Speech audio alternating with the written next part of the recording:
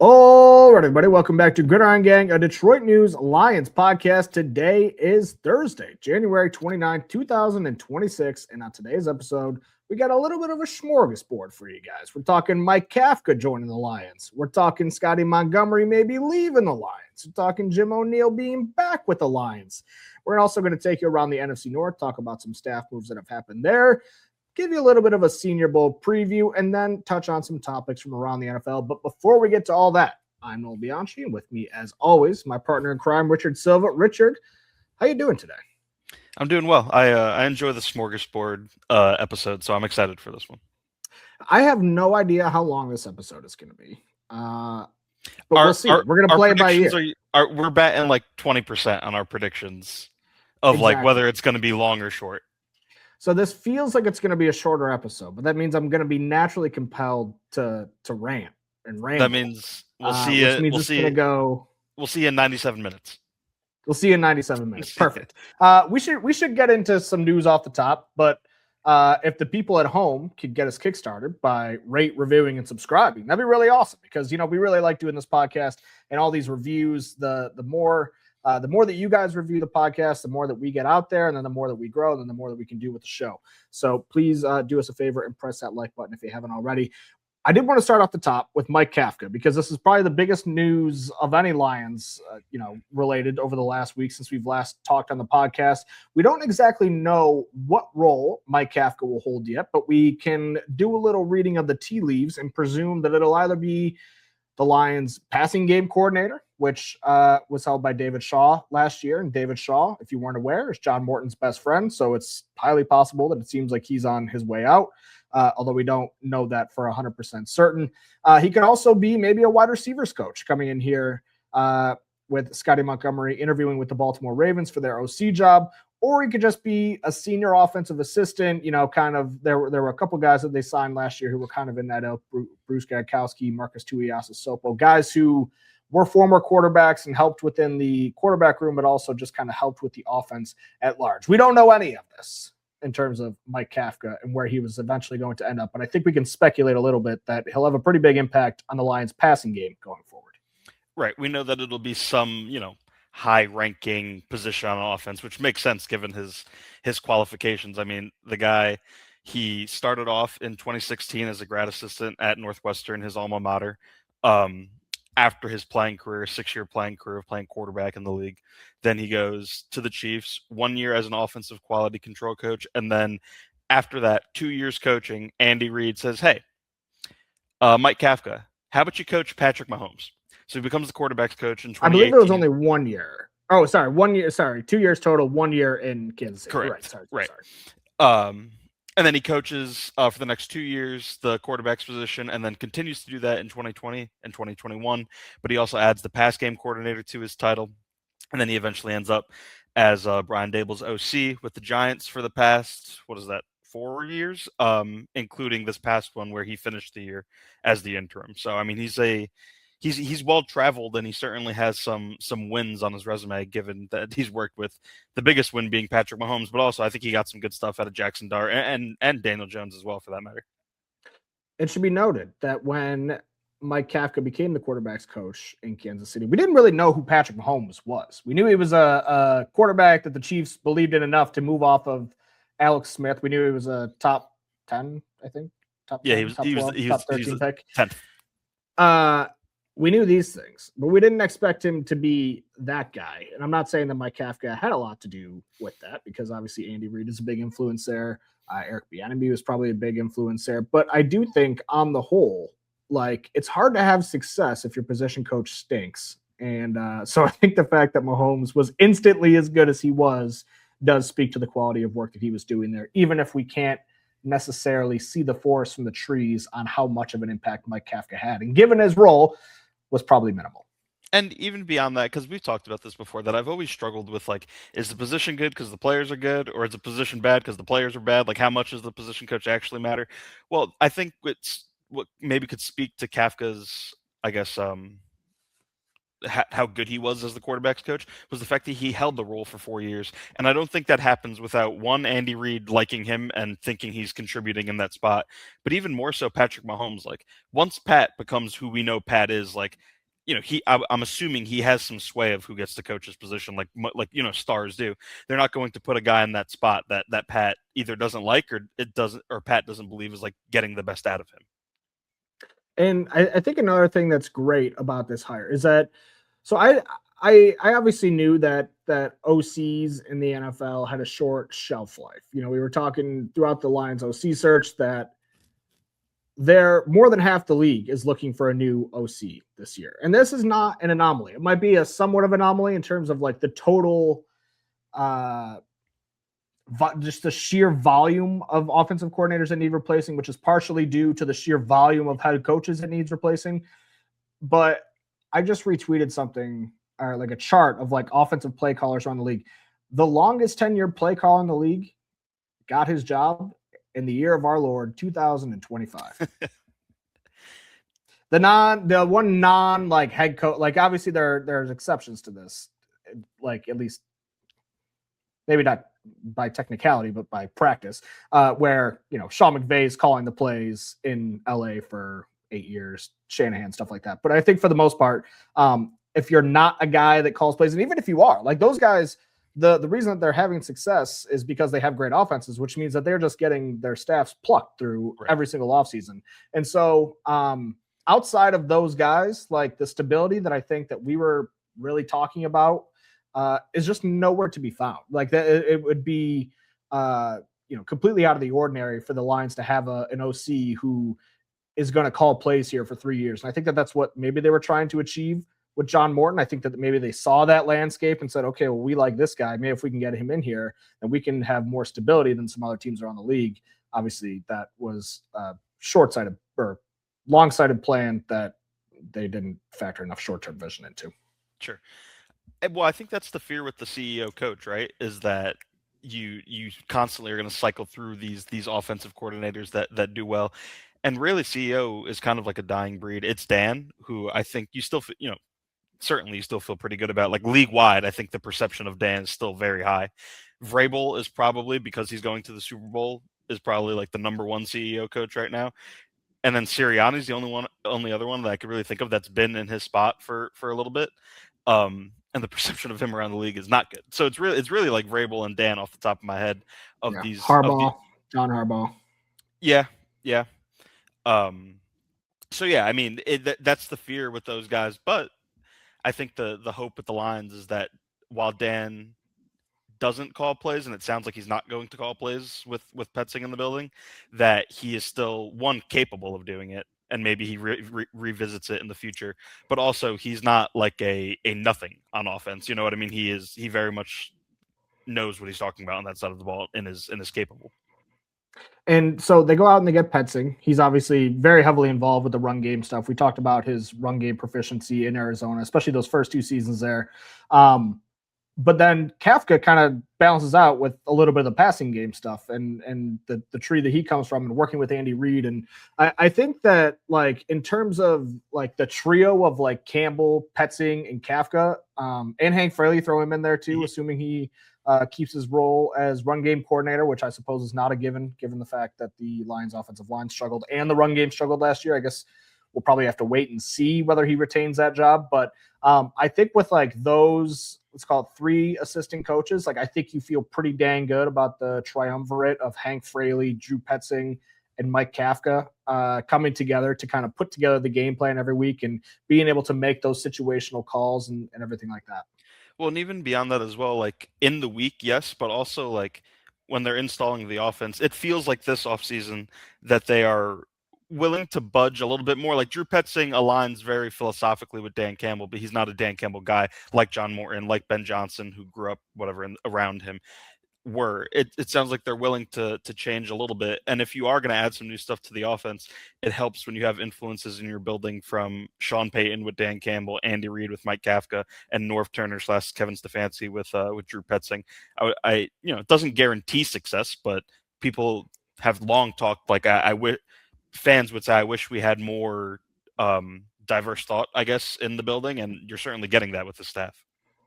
Yeah, and it's almost like I'm curious to see, obviously, how it works out, but I wonder, is it an overcorrection? I don't think it is. Like I think, but like I think it is definitely a correction from last year when they were like, okay, we just want to keep everything the same. Like we won 15-2. Our offense is awesome. We're not going to lose anybody except for Frank Ragnow, which was a lot later on after they hired the OC. I think they were just kind of like, let's just keep it the same. And then to your point, with this, all these different diverse ideas and skill sets, then it's, oh, we can do this. We did this in Cleveland. We did this in there. We did this there. And just the ability to, especially for all these young guys too, like a lot of young guys not really set in their ways. A lot of guys probably still eager to learn. Like I would imagine that Drew Petzing, Mike Kafka, those guys are still eager to learn offensive football from the likes of Dan Campbell. So I think that to your point is really exciting. And then the last thing I think that it does for you is it basically gives you a built-in successor for the OC. I just mentioned that thing that I retweeted. Like within 1 year, pretty much all the OCs who were hired are just like completely like the turnover. If you do find yourself in a place next year where you're looking for an OC, Mike Kafka is a slam dunk, because if he's gonna get an OC job, if he's gonna get promoted, he's probably going to take a job that's here as opposed to somewhere else after he's been in the system here for a full year. And then I think that probably from a high-ranking assistant job, he could go out and maybe he gets head coaching interest next offseason, but I don't really expect him to. And then and so if Petzing leaves, or if he's just not up to snuff, like you have that built-in guy who's right there and can kind of jump over and take over play calling and not really miss a beat. I think that's the ideal scenario, right? That you have Petzing for a year, maybe two, and then it really works out, and you're high flying and you're efficient, back to what it was looking like a little bit under Ben, and then he goes, then you have Kafka to step into it. So while it's not continuity in name, it's continuity in practice, almost like it's two guys that had spent time in the building together and had built up some familiarity with everything going on. I'm curious as well, because like you mentioned with Kafka, like would he want to stay like in Detroit if beyond this year? I think like I'm torn, because on one hand I say like, oh no, like he's going to spend a year, like we've seen with other coaches do, other experienced coaches, like spend a year, kind of rehab your image a little bit and then get back into it the next year.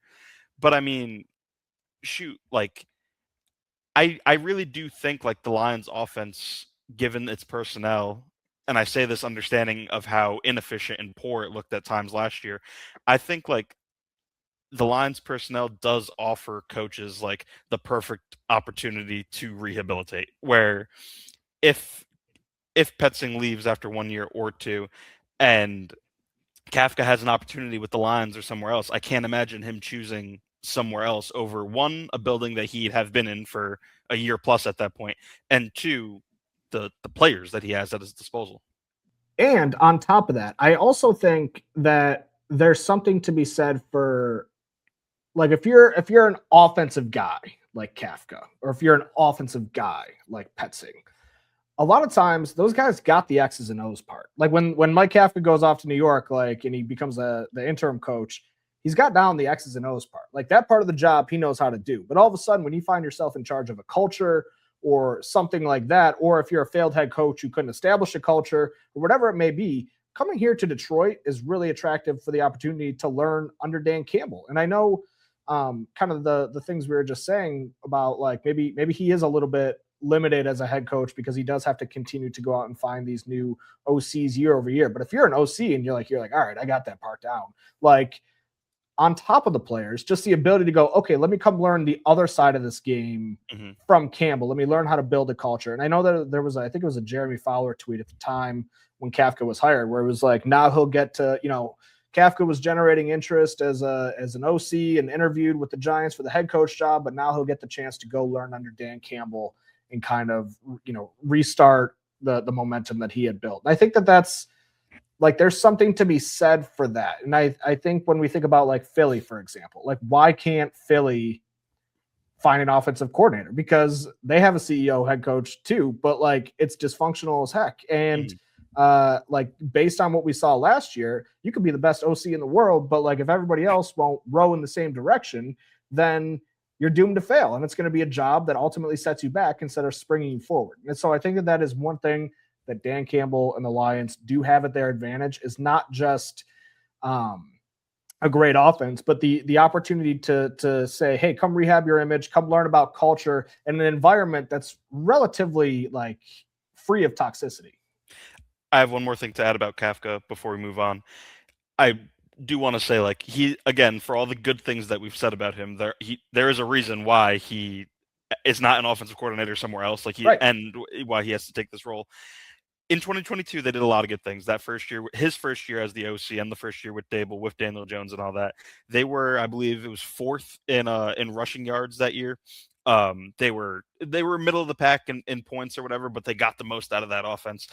23 and 24 were not good. That's why I think you saw Dable take the play calling from Kafka, give it back, take it from him, give it back. Now, does that say more about like the dysfunction that exists because of Dable, or does it say something about Kafka? Maybe both.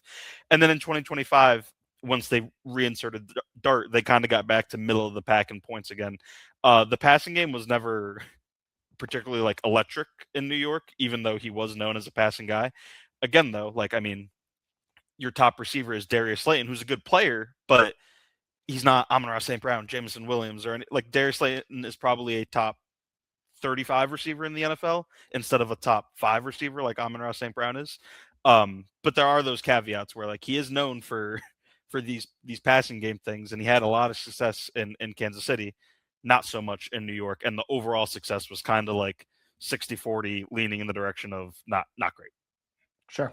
All right, let's get into some other coaching staff related stuff. Scotty Montgomery, Lions wide receivers coach and assistant head coach, is interviewing with the Ravens for their OC job, according to Tom Pelissero. You and I had talked about Montgomery's candidacy for the Lions OC job. We don't know if he was interviewed or not. I am in the camp of someone who thinks that Scotty Montgomery is a future head coach in this league. I think he knows how to command a room. I think that attention to detail was a strength of every room that he's coached in Detroit. But again, to the point we just made about Kafka, you join a running back room that just added Jahmyr Gibbs and David Montgomery.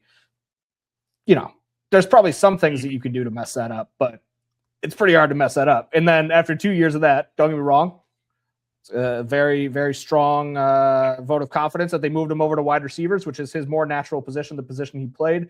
And that room is stocked with talent as well. So we don't really know how much impact that he had on Amon-Ra St. Brown and Jameson Williams. But again, what I will say is that his rooms never suffered from attention to detail. And he's just a guy who is just very dialed. He seems very focused.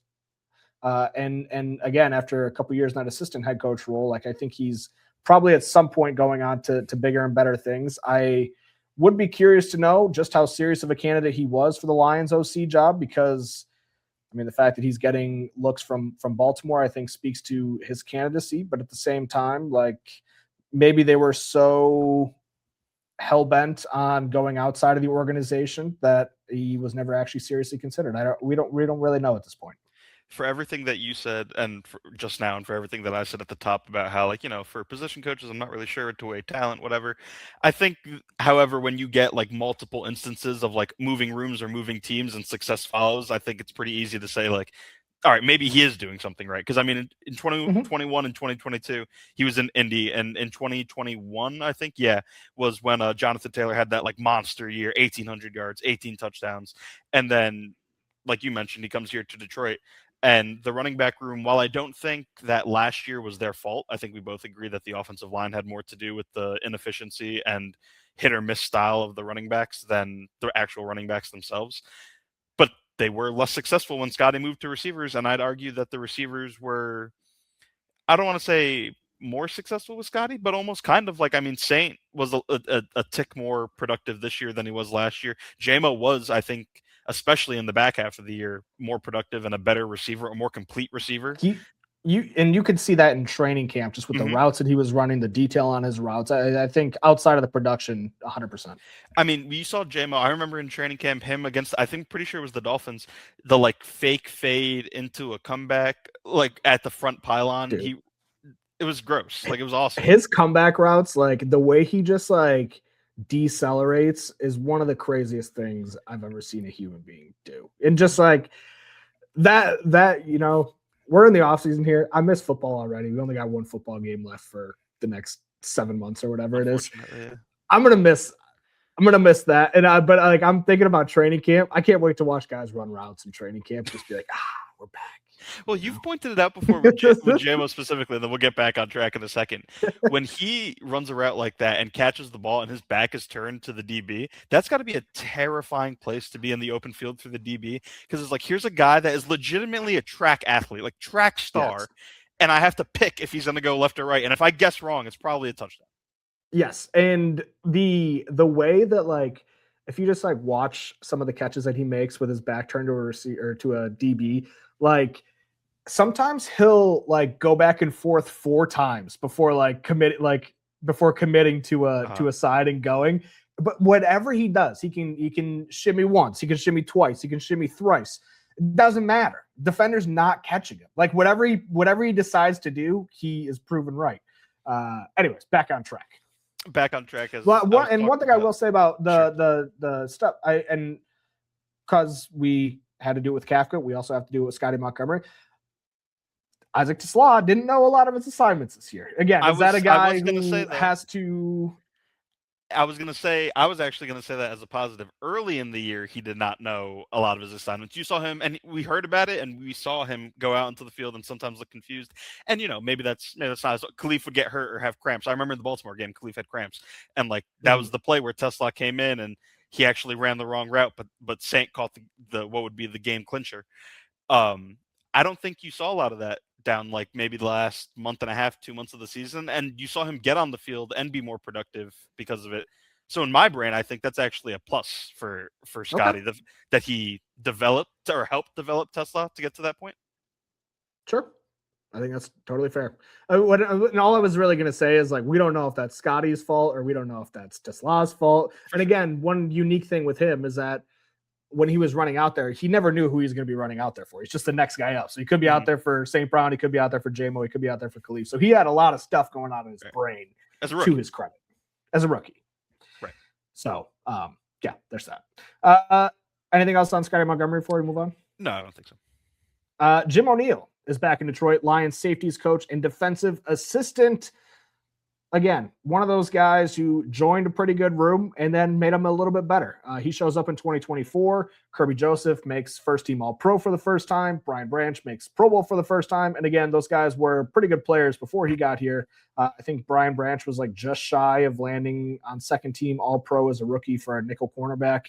And so, like, those were good players. Like Kirby Joseph was already a ball hawk, all that other stuff. But both of them took another step with him. And then over this past season, when both those guys were dealing with injuries, I thought the Lions safeties played really, really well. Like as well as you could reasonably expect a guy like Thomas Harper, who was a waiver claim, to come in and play, or a guy like Avonte Maddox, who maybe was thought to be past his prime, to come in and play. Really impressed with what he's done over the last 2 seasons. And I think it's definitely a good thing they'll be back. We talked about how much the Lions missed Brian Branch and Kirby Joseph, and I think that was because they missed them, like, being a definitive difference maker. Like, you are the reason this play is a win. But there were a few times, I think maybe towards the end of the year, Steelers game and Vikings game come to mind, where maybe some safeties had poor run fits and an explosive play happened because of it. But I think it was pretty rare that the safeties were the reason the play didn't work. They missed Branch and Kirby because they were erasers. I don't think Thomas Harper or Avonte Maddox or any of those guys were erasers, but I don't think they were liabilities either. And that is a feather, in my opinion, in Jim O'Neill's cap, that he was able to get that out of those guys, even like down to like Daniel Thomas, who signed here to be a special teamer, and he's safety 5 or 6 on the depth chart. And I never did I think like, oh man, he's getting targeted and he's an absolute liability on the field right now. There was a game where Avonte Maddox played like 60 snaps and had a PFF grade of like 93. I can't remember which game it was. I think it might have been the Rams game, because that was where Branch and Kirby were at that point, and I think that was Harper's concussion that he had the week previously. Yep. So just a horrible run of injury luck in that room, and they made it work. Even though, again, this is one of those things that like a lot of people at home would be like, well, if the safeties are playing so good, then why do they allow 45 explosive pass plays in the last 3 weeks of the season? Valid point. I think that had more to do with it was definitely more to do with the corners. 100%. Yeah. 100%. I was just trying to guess the reaction for sure. But that's what I meant. Like when you miss a guy like Kirby, you shouldn't like expect the safety to make that play, like an average safety. But Kirby Joseph can go make that play. You know what I mean? Right. Yes, I think they were like perfectly replacement level. They were just missing like you said special. Already, the positive, the timely interception when it's a 4-point game in the fourth quarter or something like that. Another bit of Lions related coaching news: Tanner Engstrand, old friend, out as the offensive coordinator in New York. Engstrand was a guy who many believed was the next Ben Johnson. I think they just literally just looked at his resume and was like, okay, was a tight ends coach in Detroit and got elevated to passing game coordinator. He's the next Ben Johnson. Boom, book it. And then the Lions end up going with Morton. Tanner Engstrand goes to the Jets, and everybody's like, man, we missed out on a good one. And then 1 year later, here he is back on the market. Now, one thing I will say is that I don't really think that any of the dysfunction on the New York Jets offense was probably Tanner Engstrand's fault. I didn't watch them every single week because we can't watch any team every single week. But as a team that played in that 1 o'clock window a lot, I feel like we did get to watch a decent amount of them before games on the road and what have you. And I don't really know if there's anything else he could have done, but neither here nor there. He's out, and maybe it makes sense to come back here. I don't know if Tanner would have been a good OC for the Lions team this last year, or if in the future he will be a good OC somewhere in the league. But I don't, like you said, I'm not going to really hold this year in New York against him with respect to the quarterbacks that played there. There was 3 guys that played significant snaps for them. One of them being Brady Cook, who's a rookie and like an undrafted rookie. Like, kind of sucks for him that he got put in that situation. Yeah, Justin Fields, Tyrod Taylor, and Brady Cook. Yeah, just a poor situation for all involved. So those are not the quarterbacks you want to see with your job on the line.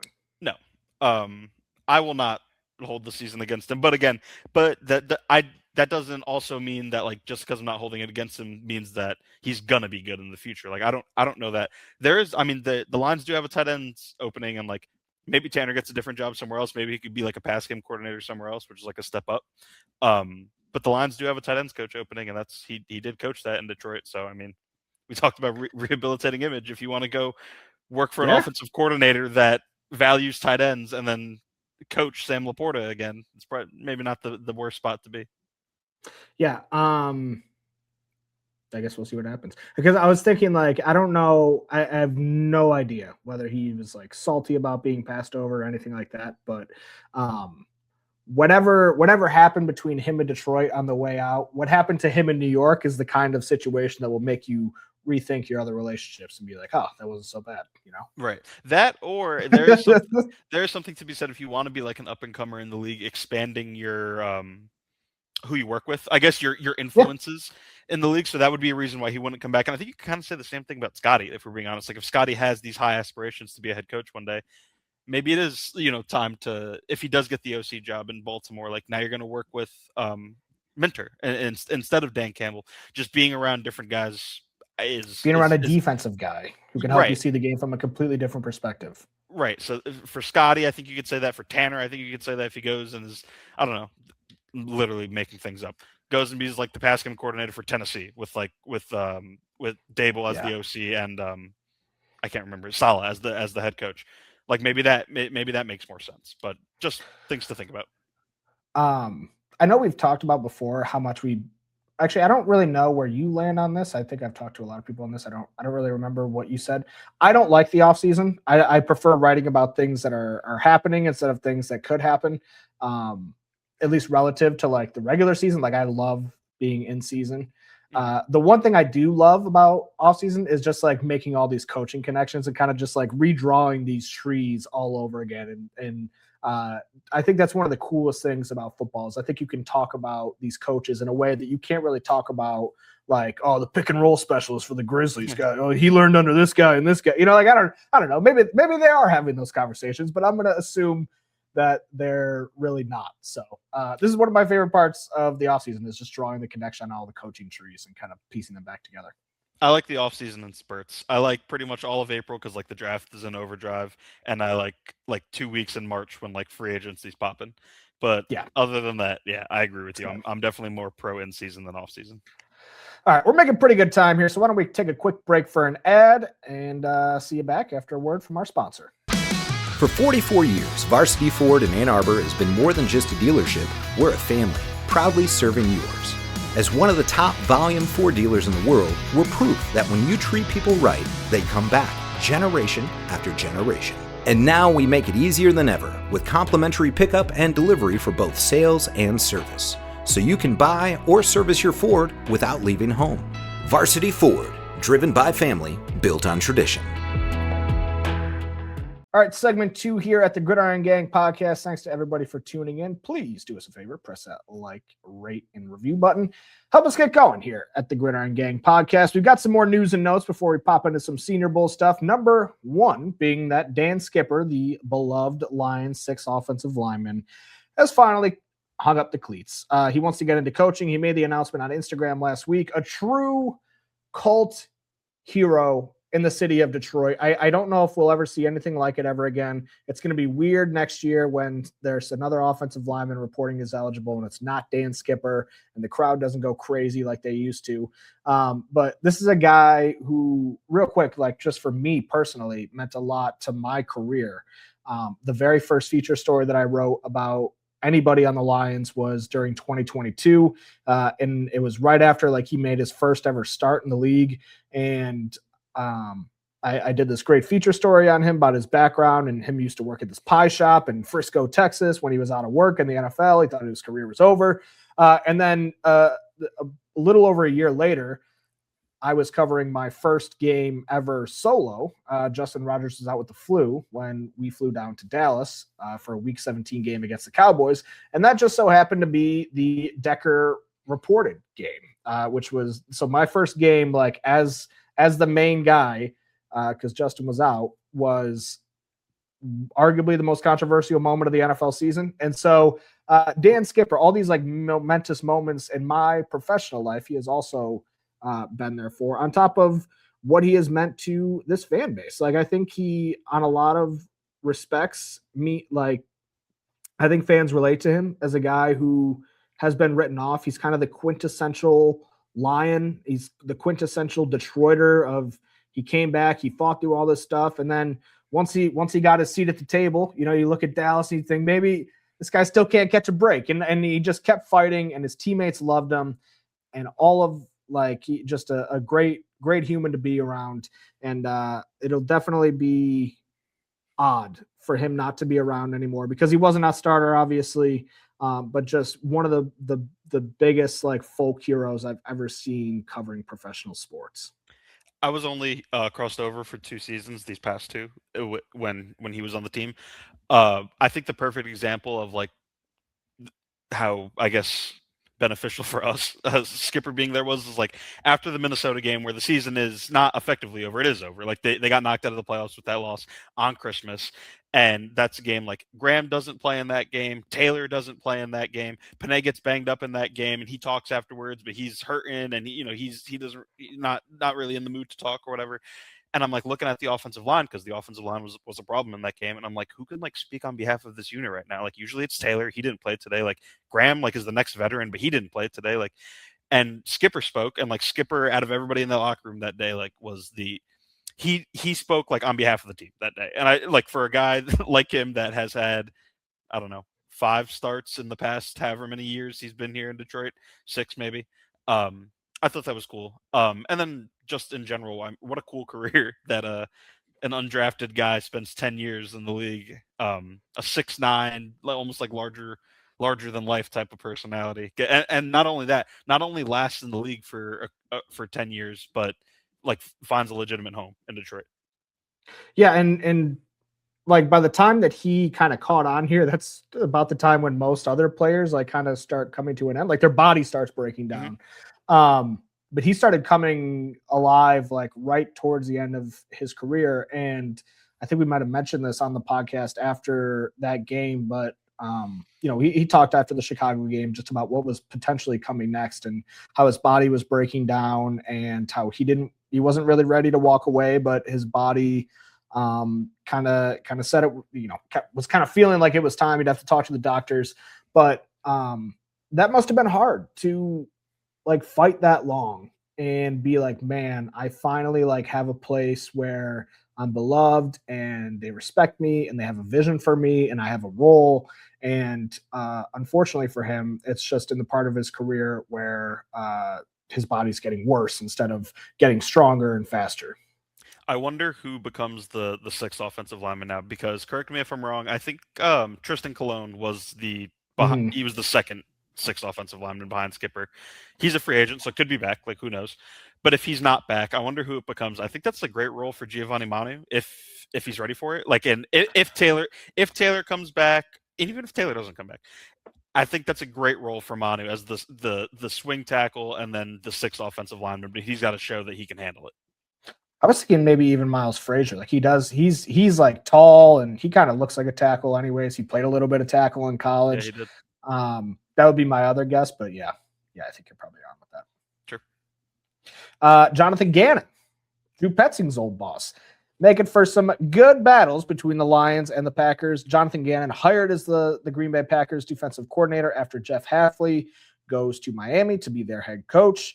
I'm really fascinated by this, just for the like apprentice versus the master kind of past their prime type of deal, where for the next year at least, there will be two direct matchups between Drew Petzing and his former boss, Jonathan Gannon. I'm going to be honest, I know less about Gannon's defense than I know about Hafley's defense, just because Hafley's been in the division for the 2 years that I've been here. But I saw like a quote from Gannon today saying like, I don't have a defensive scheme. I just like mold to what personnel I have. And I think a lot of guys say that. We'll see, how much of that is true or not. But I think given what we saw this past year, I think getting Hafley out of the division is a win for the Lions, because his rush 4, drop 7 seemed to really give this team last year specifically some pretty significant fits. Can I say something though? What's that? Is there really anything genius about that? No, but I mean, he. Oh, we have the personnel to rush 4. All right, let's do it. Yeah, but I mean, he even did that in 24. I think that's just him. Yeah. He did it when it was first year.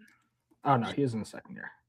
Yeah, he was second. That's fair, but the defense wasn't as good a year ago. Like I don't think. Well, it definitely upgraded with Micah Parsons. Yeah, I'm with you. I completely agree. I just think that's a funny like philosophy to have. It's just like we'll just rush 4. Okay. Yeah, but I mean, he had one of the lowest blitz rates in 2024, and it was still a good defense. And like, you have to, for as much as equip with facts. All right, dang. No, I mean, I absolutely like the defense was much better in 25 because they added Micah Parsons, no doubt, and like that allows you to lean even more heavily into it. Yeah, fair enough. So again, kind of like you, like I don't really know a whole lot. I can't sit here and be like, oh, Petzing scheme versus Gannon, it's gonna go like this. It's gonna be like bang, bang, bang. Like I don't really know any of that. I will say I'm big on names and how they fit. Offensive coordinator names, defensive coordinator names. You asked me privately in text, is Drew Petzing a good offensive coordinator name? And I said yes, because of the zing. It invokes visions of the football just zing, zing, zing all the way around the field. So the Nolan Bianchi coordinator name index has Petzing ranked very, very highly. Your exact quote. We should have mentioned that. Your exact quote was "zing, zing, zing" touchdown when you were trying to sell it to me. Oh man, some other NFC North coordinator news: Brian Flores is staying with the Minnesota Vikings, and for as much of a win as it was, perhaps to get Jeff Hafley out of the division, it is 10 times the loss to keep Brian Flores in the division, because at the end of the day, Brian Flores is the scheme that you're worried about. Brian Flores is the coach that you're worrying about getting out coached by. And he might just stay in Minnesota forever, because I don't know what more he would have to do to get a head coaching job. There's obviously some outside factors that may be working against him in terms of some pending litigation that he has against the NFL, as well as some of these stories that have come out of Miami when he was the head coach there. And so there are these things kind of working against his candidacy, which is great for the Vikings and bad for the Lions, because even though maybe a head coach job wasn't on the table, it sounded like the Minnesota Vikings weren't going to cough up the money to pay him. There was some conversations about like, oh, on the business side of I'd love to be here, but it's a business, and you know, we got to think about what they're thinking about and all that else. I was like, are they going to let him like out of the building somehow? And nope, that was probably never actually going to happen. Maybe some negotiating. I don't really know, but yeah, it was a really interesting time where I thought that Brian Flores might not be here, but he is. Yeah, that's tough. And he might never leave. Yeah, that's tough having to face him twice a year. And I know he had some like head coach buzz as well, very briefly, for like Pittsburgh and Baltimore maybe. But given like the Vikings have built their defense like in his image, and I think it's obviously he'd rather be a head coach. Like he wants to be a head coach again one day, but being able to coach that defense that is quite literally like every single thing that they do, every single person that they acquire is like for what he does. And that's tough that he's going to get this will be year 4 for him as the DC there. It stinks for the Lions, Packers, and Bears that he's going to get a 4th year here. Eric Bieniemy, longtime Chiefs assistant, was with the Chicago Bears last year as their running back coach, is headed back to Kansas City. It's notable because Eric Bieniemy is I don't want to call him a household name, but he's a well-known name around the NFL, was up for a number of head coach jobs for many, many years while he was the offensive coordinator in Kansas City, ends up kind of going out to spread his wings. And sure enough, a couple years later, he's right back in KC, leading that Patrick Mahomes offense. I don't know how much of a win it is to get him out of the division. I don't know how much of an impact he had on that team, but I would imagine that the Chiefs are bringing him back for a reason. I've seen a lot of Chiefs people talk about how the attention to detail kind of walked out the door when Bieniemy did, and all those sorts of things. So again, who knows how much impact a running backs coach is having, but when you're a guy with that kind of experience as an offensive coordinator for a dynasty, like I'm sure you have the ear of the head coach, your input carries a little bit of weight. Like I'm sure he was a not insignificant staff member in Chicago. And Swift had one of maybe his best season of his career, out of 6 years I think he's been in the league. And then Monangai, you got to squeeze as much out of him as you could have reasonably expected for a 7th round rookie splitting carries in the backfield. Maybe a lot of that is Ben Johnson, like you were saying, how important is the running backs coach when the play caller is doing what he does. But if nothing else, the Bears lose experience, Super Bowl experience. Yeah. All right, let's move on to the Senior Bowl here, because I know that you did a nice little piece at the DetroitNews.com, giving people one player to look at for each round the Lions have a draft pick in. So, guys who first round picks who could end up with the Lions, 2nd round, 4th round, 5th round, 6th round, 7th round. So go read that if you haven't already. But you've also done a little bit of research. I'm going to be honest. I got it on the TV over here. I can't hear anything. So what have you been looking at? What have you been watching, and who are you going to be keeping an eye on this Saturday? Yeah, I'm recording the one currently going on, so I'm going to try to watch it afterwards. I've never recorded something on YouTube TV before, so we're going to see if I can find it. But I that's the most. Yeah, that made me feel old. Yeah, yeah. Back when I was growing up, you had to put a tape in the VCR. No, I've only heard stories of VCRs.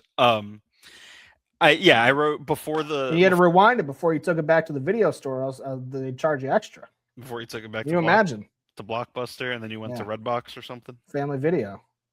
No, I never used Redbox. Redbox is a scam. I wrote before the practices started, like you said, one guy at every position, and just name a couple of them, like TJ Parker, the Clemson edge, Jacob Rodriguez, the linebacker from Texas Tech, had like a 4th round guy to keep an eye on. San Hecht was a center from Kansas State that I was interested in, maybe a later round pick. But once the practices started, I think there was a handful of guys that really stuck out. Michigan's Derek Moore was kind of a monster, at least yesterday. Yesterday being Tuesday. the first day of practices. He was a monster. He bowled over the massive Florida tackle on one of their one-on-one reps. Miami, thank you. He's like 6'9".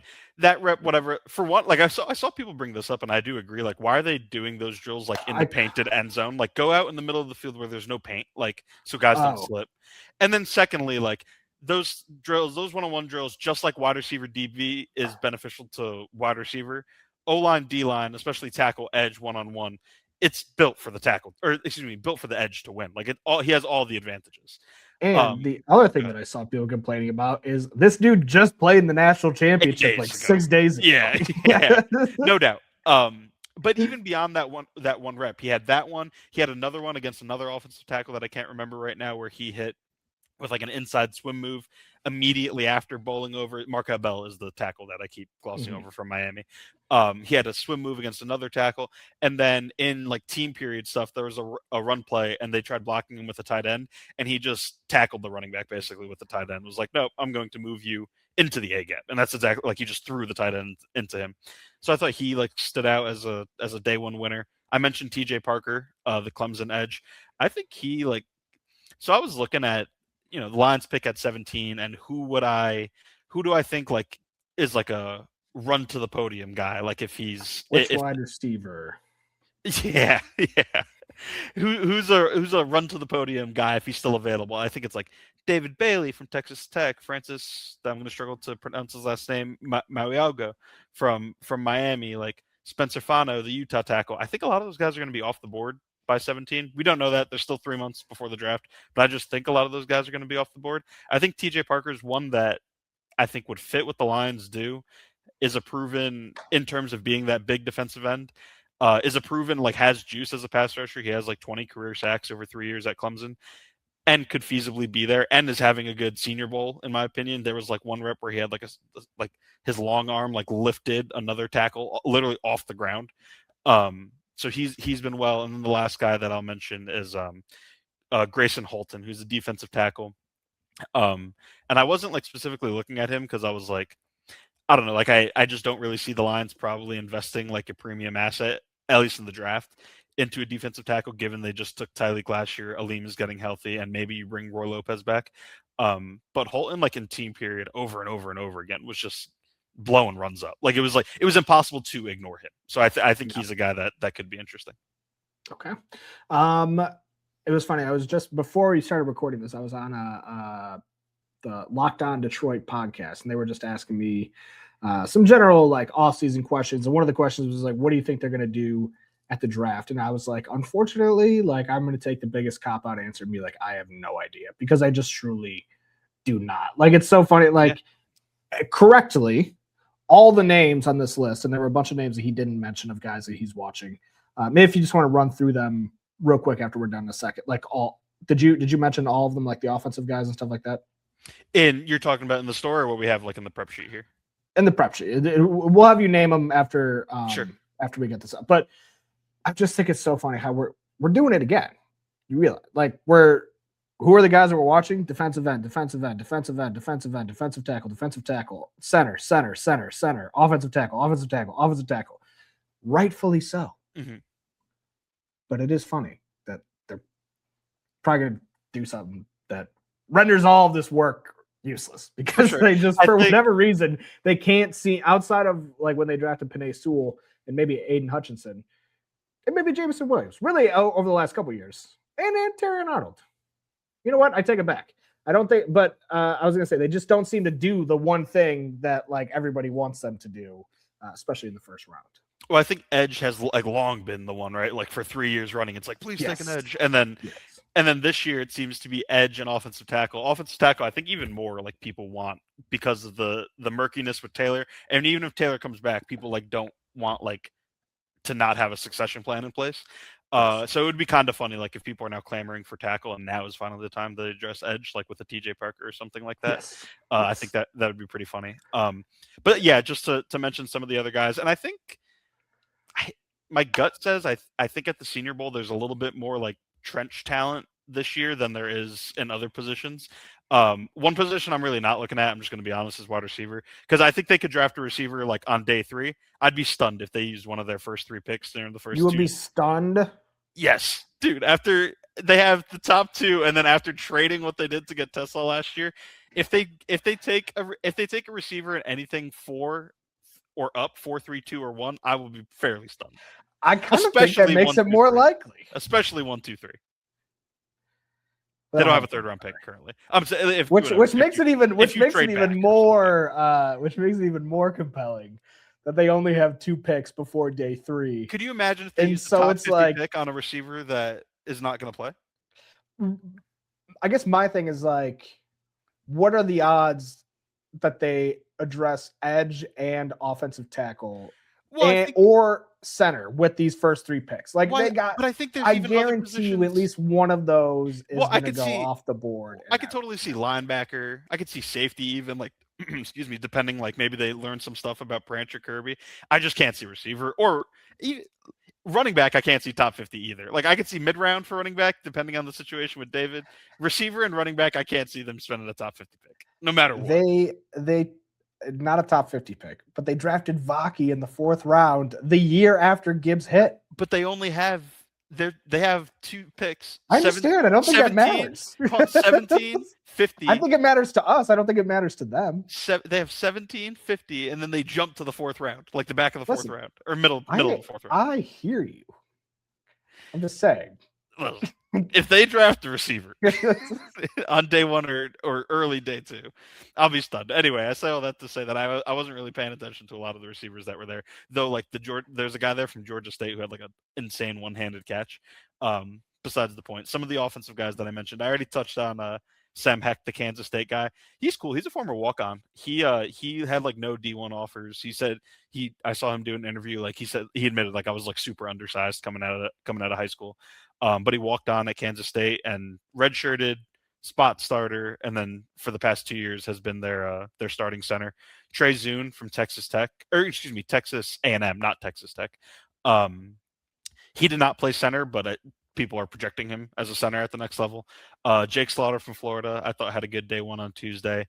And then a couple other guys, a few offensive tackles, J.C. Davis from Illinois, Jennings Dunker from Iowa, and Demetrius Crownover from also from A&M, like Zune, had good days. Dunker's interesting. Dunker, I think, is going to be a fan favorite once people put a face to him, because just like Tate Ratledge, first of all, great name. And then when people saw Ratledge running at the combine last year and his mullet was flying around in the back, everyone was like, yeah, I love that guy. Jennings Dunker has a mullet and it's red. Ooh. And he's like 6'9". Yeah, people are gonna love him. Yeah, people are gonna fall in love with him when they see him. But yeah, those are just a few guys that I think are interesting and are worth keeping an eye on Saturday. Again, we don't know; these guys could totally not play. Like we've seen guys have good weeks and then pull out. So, given what we know currently, these are guys that I would watch on Saturday. Credit to us. I think this podcast is going to last an hour. Let's go. We did it. No, we got some things that I want to touch on just around the NFL and some of it relates to the Lions.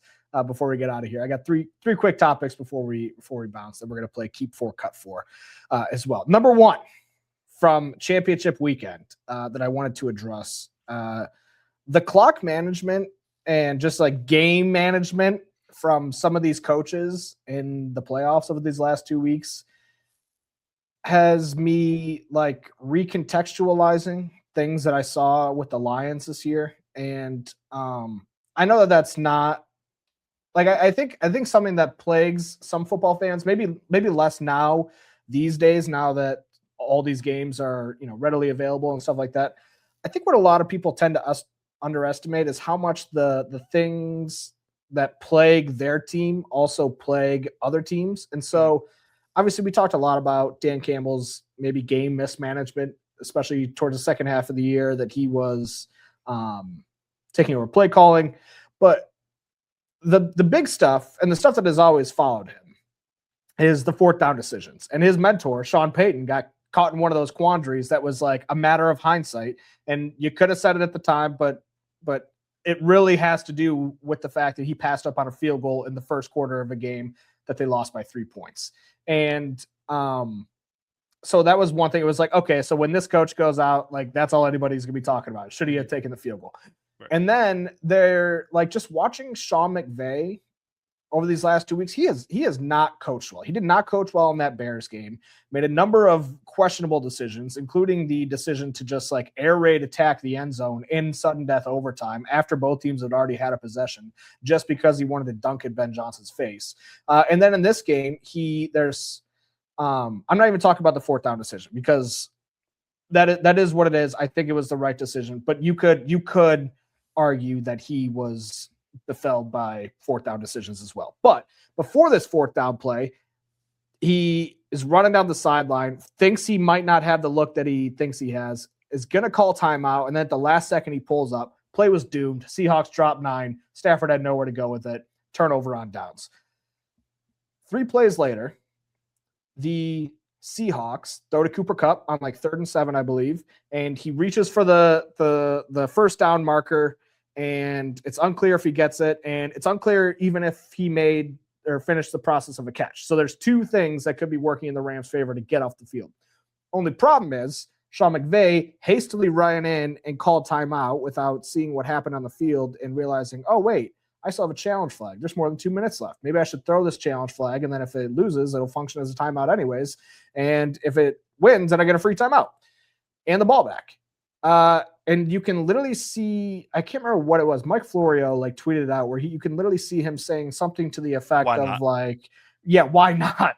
And it's like, so he botched that. And then I think there was even something at the other end, but as like this game was coming to an end, McVay just had this like 1,000-yard stare staring at the ground. And you're going to go in to this offseason thinking that man's mistakes directly contributed to victory or to losses in the playoffs. And they're lucky that it didn't cost him earlier against the Bears. And I just think it's important to recalibrate maybe what every coach is going through, and the fact that every team that makes the playoffs still loses their last game of the season, which means they go all off season being like, how do we fix this thing that cost us in this one thing? Yeah. And I just think that's not so different from the Lions. And these things that inflict the Lions, they also apply to other teams. No coach out there is perfect, and I just want to point it out.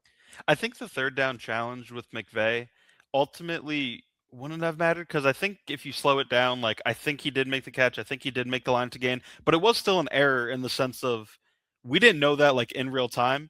And if you throw the challenge flag, it serves as a timeout anyway. You lose a timeout like regardless. So it was an error. I don't think the error would have really mattered. I think whatever, he burned a timeout regardless, and the result of the play was not going to change. I think it was a first down no matter what. But it was he did not do his best, I guess. But like a 30% chance of that getting overturned. For sure. 30% chance to save your season. For sure, absolutely. Like was a mistake in that situation. And then the other one, it's funny because I am usually like, I hate in the second half a 3rd quarter timeout. Or honestly, like any timeout outside of like the last like 4 minutes of the 4th quarter. I kind of hate, like, all the time. Agreed. And I understand like some coaches, like there are certain plays where it's like, oh, I got the wrong play call in, like I got to kill this before like it gets bad. And maybe that was a situation where like he should have called the timeout. But I personally like struggle to fault him when I do, like if he had gotten that timeout off, I would have like rolled my eyes. I would have been like, oh, hope you don't need that later, buddy. For sure. But it is, if he was so like, if he was so concerned that he sprinted down to the ref, it's like, yeah, then maybe he should have just done it. Yeah. And again, these are things that we just talk about because we're literally like having result-oriented discussions about it. And so it's probably not the right way to analyze it, but I think that's how we analyze really everything that happens, especially with the Lions. And I think, like I said, when it comes to bad officiating, like I think people for a long time thought bad officiating only happened to the Lions, and then they started watching the rest of the NFL, and they're like, oh, they're incompetent for every team. And every team hates the refs and thinks that they have it out for them specifically. Just kind of the same thing in that regard. Next thing I wanted to get to, also from AFC and NFC Championship weekend, are snow games dead. Because as an ardent snow game defender, I was watching Patriots Broncos, and I was enjoying myself. Believe it or not, I was enjoying myself but I go online, I go on Twitter, and I'm pretty sure I was the only one. So it's funny. Jeremy Reisman of the Pride of Detroit is a very against weather games. Like he wants all things played indoors. And I texted him yesterday because me, you, and a lot of others on the beat have been strongly against him in that argument. Whatever, we're just messing around and while we're in between press conferences or whatever. But it's no, football's meant to be played on grass. Get rid of turf. I think he agrees with that. I don't think anyone really likes turf, but and keep it outside in the sun, in the weather, in the elements. But then I watched that AFC Championship game, and I was like, man, this sucks. The fact that the winner of this game. And the first 3 quarters were fine. It was that fourth quarter, man, where nothing happened. It was 3-and-out punt, 3-and-out punt. I disagree. 3-and-out punt. No, you don't like punting? It wasn't. No, but it wasn't even good defense. It was the Patriots ran a play on 3rd and 7 where they moved the pocket and had Drake May throw it out of bounds because it was just let's not do anything else. There was no good defense being played. It was just guys plotting around in the blizzard and punting back and forth for 10 minutes. So I texted Jeremy and I told him, I'm not on board all the way. I still think regular season games in the snow are fun. I hated it in the playoffs. And I promised him I'd bring it up on the podcast. So here we are.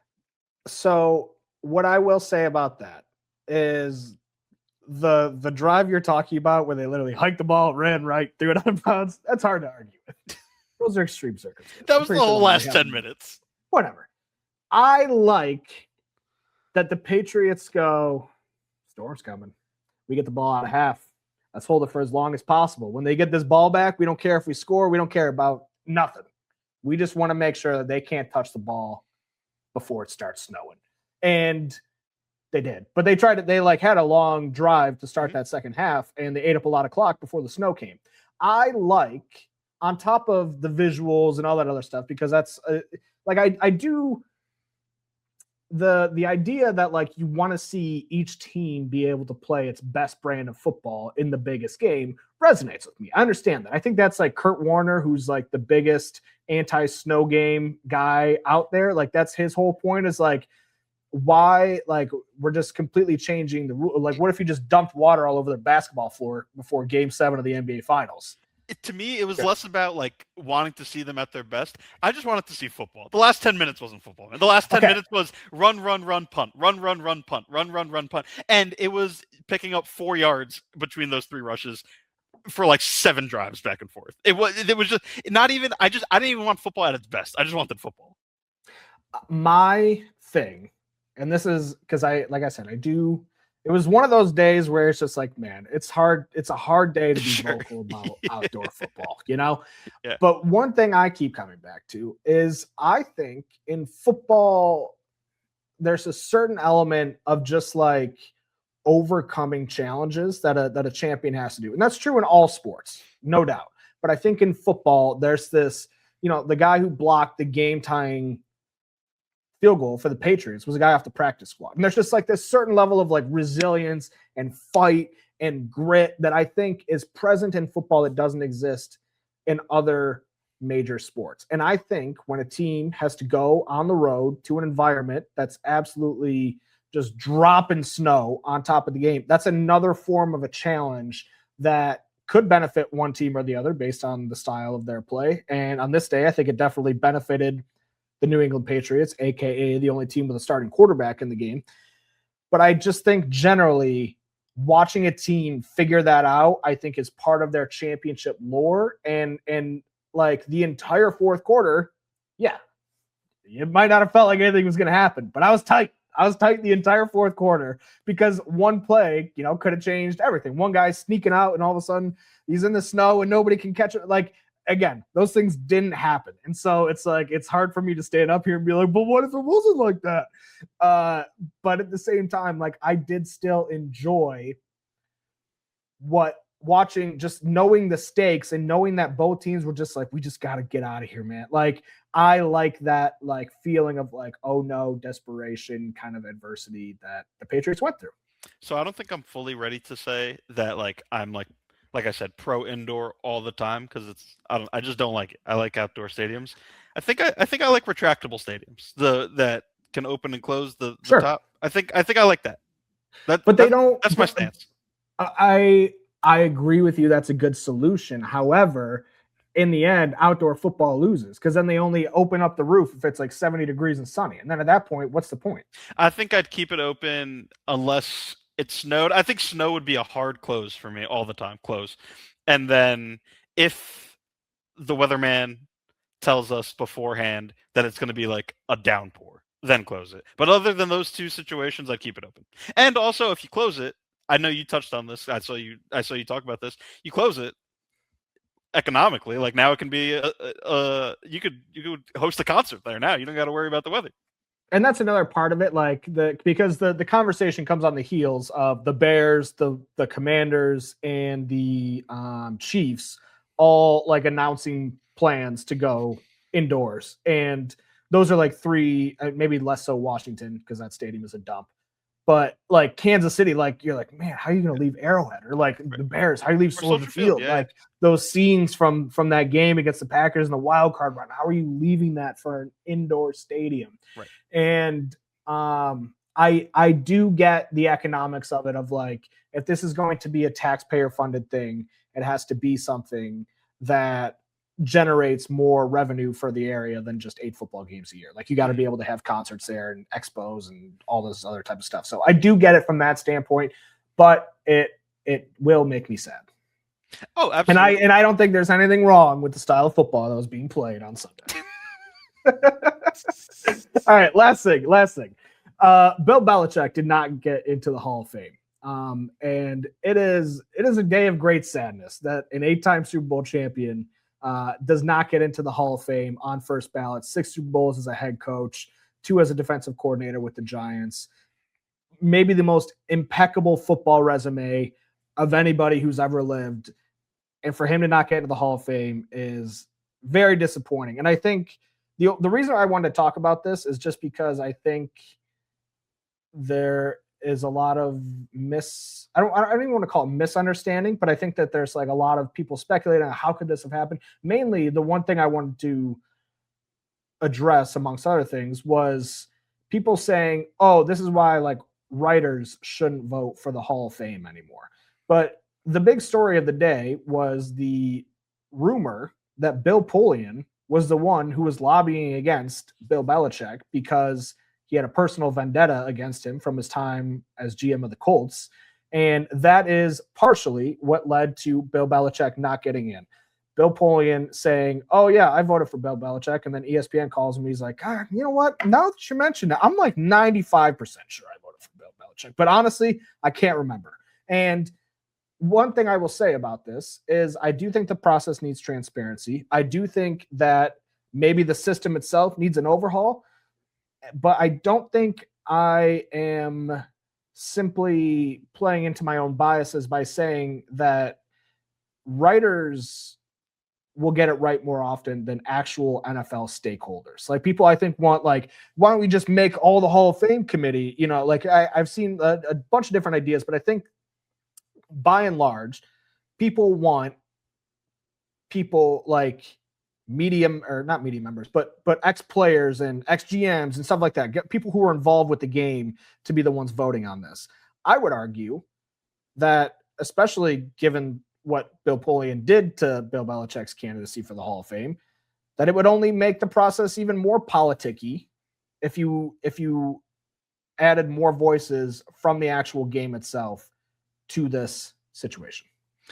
It's ultimately just like silly, like regardless of how they got there, like the process or whatever. I know the process is a little bit more complicated than just like yes or no for each guy, like especially for a coach to get in, because as far as I understand it, like the coach, there's one coach that gets there's a pool of coaches, one coach gets picked. Bill was the coach this year. Then there's 3 senior candidates that are also up to make 4, and then there's another one, I think maybe a contributor, so a non-coach, non-player, so that gets put in. So it's a group of 5 people, and then the panelists of 50 voters picks 3 of those people, and it requires 80%, so 40 votes to get inducted. And if nobody in that group of 5 gets 40%, then the highest one gets inducted. On one hand, I'm like, man, that's silly, because like, what if like all 5 are legitimately like justified of getting in? Like, then it's making it literally impossible to put all 5 of those people into the Hall of Fame at one time, even if they're all the 5 greatest players ever, or coaches, or what have you. But then on the other hand, like, I do understand it, because like it makes it stricter to get in, and like there is something to be said about, like, it's hard to get into the Hall of Fame. Like it's reserved for the best of the best. Whatever you think of like the process or whatever, it's just it's like unfathomable that Bill wasn't a first ballot Hall of Famer. Just speaking strictly of what he did as a coach, like 8-time Super Bowl winner, 6 times as a head coach, 2 times as a coordinator. It's silly that he didn't get in. And one thing I will say is that the person who votes for things in our chapter, Dave Burkett, he's the AP voter. So he votes on like MVP, All Pro, and he's also Hall of Fame as well.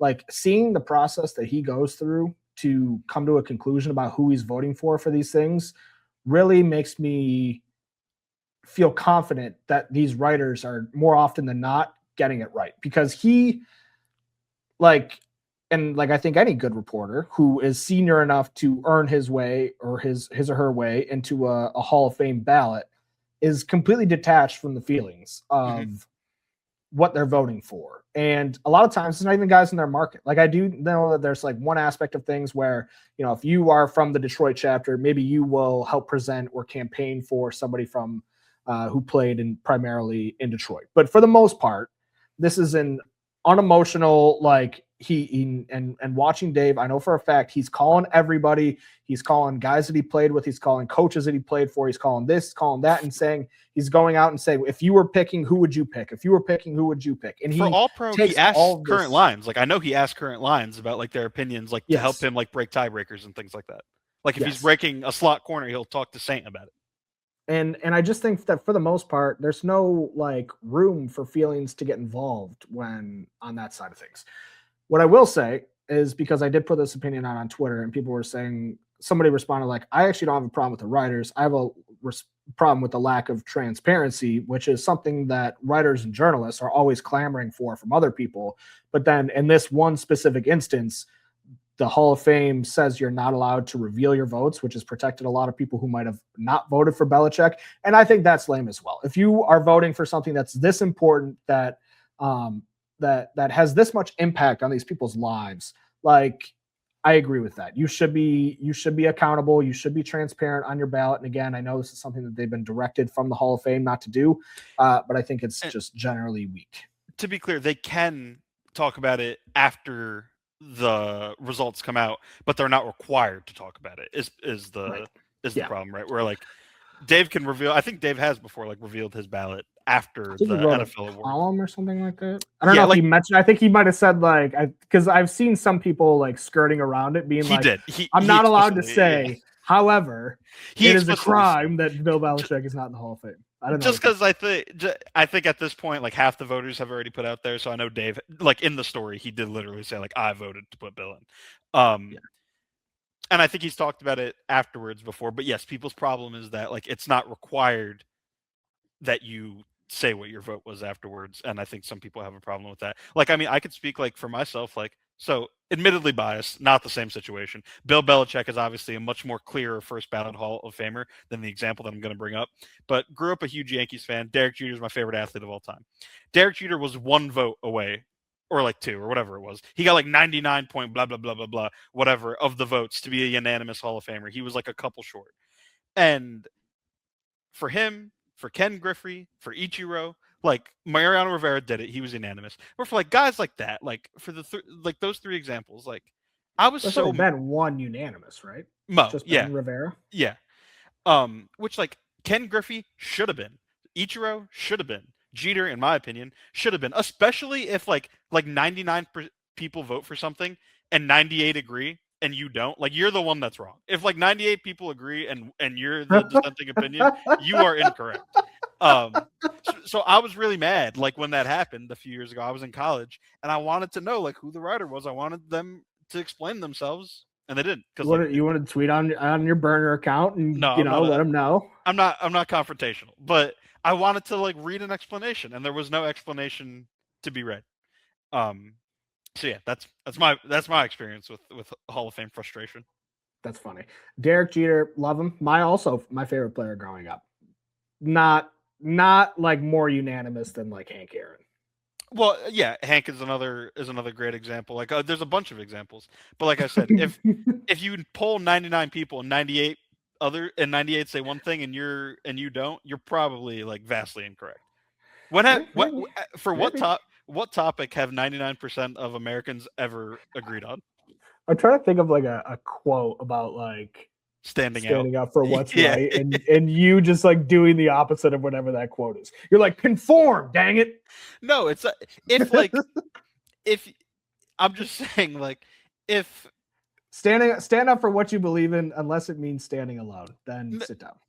No, but like you can stand up for it and you could believe it's right, but I will say you have like an overwhelmingly dispopular opinion. Like if we say, I don't know, like if somebody popular or wrong. If somebody says, hold on, I think this is an important distinction. If somebody says Jahmyr Gibbs is not a good running back, and like 98 people that you poll say yes, and one person says no, clearly that person's incorrect. Jahmyr Gibbs is a good running back. Richard, this is what you do with food on a daily basis.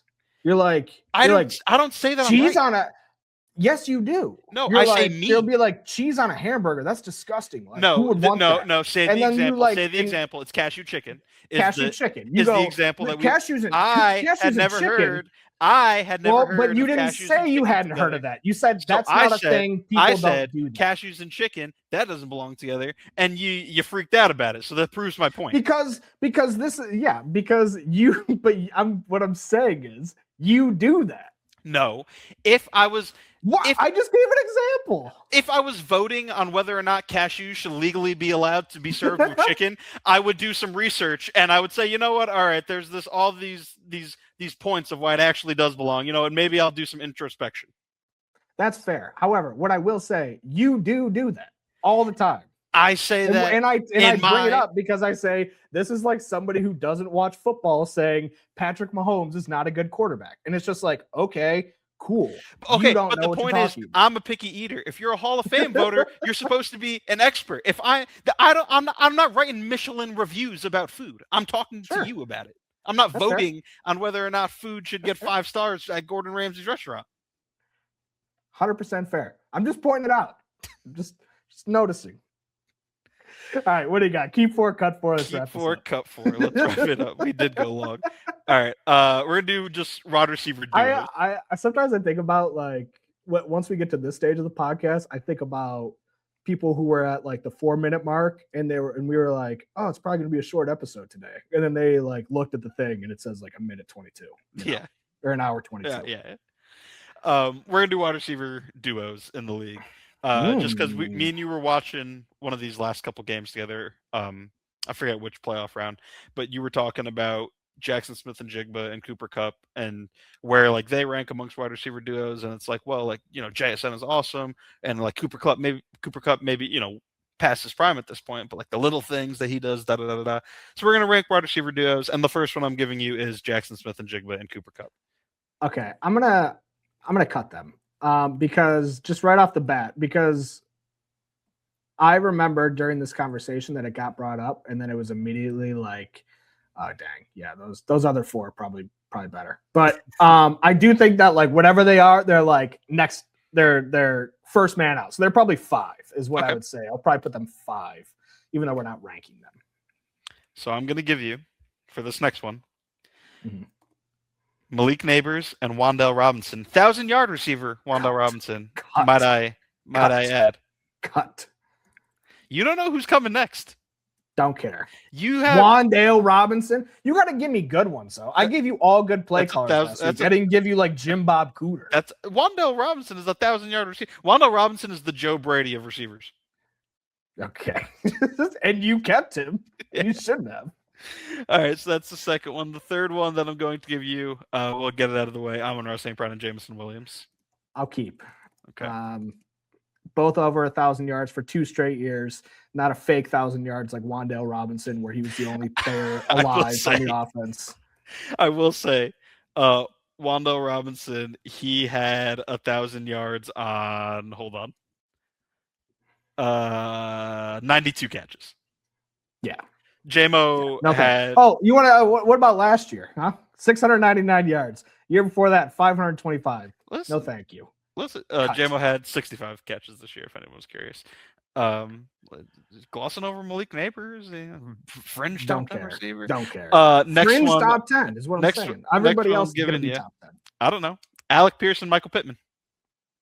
Man, this is messed up. That's a good one. I like Alec Pierce a lot, but here's the problem. My perception of Alec Pierce, I've been playing a lot of Madden lately, and I did 2 fantasy drafts, and Alec Pierce is on both of my teams. And so my perception of Alec Pierce is like, for as much as I think of Alec Pierce, and I think he's a great player, I think my perception of him is slightly inflated. That being said, I would wager that my perception of Michael Pittman is a little bit underrated. And so I think those two balance each other out. And I don't really know what to do here because I don't know who I'm getting on the back end of this. I've already got 2 in the cut. I think I'm okay cutting them. I like Alec Pierce a lot. I don't know.